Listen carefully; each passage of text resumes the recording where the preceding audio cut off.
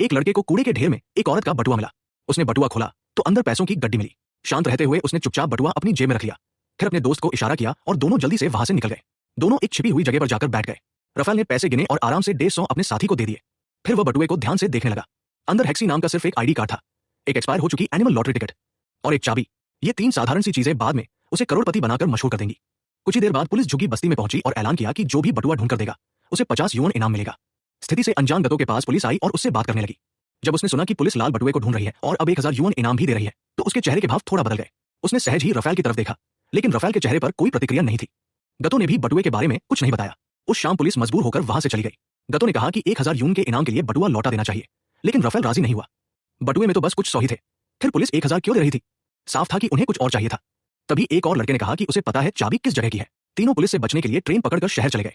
उन्होंने एक सुनसान अंडरग्राउंड रास्ता चुना। एक एयर वेंट के पास उन्हें लॉकर दिख गया। चाबी फिट हो गई, लेकिन अब मुश्किल थी पुलिस से बचकर वहां तक पहुंचना। आखिर में गतो ने खुद आगे आने का फैसला किया।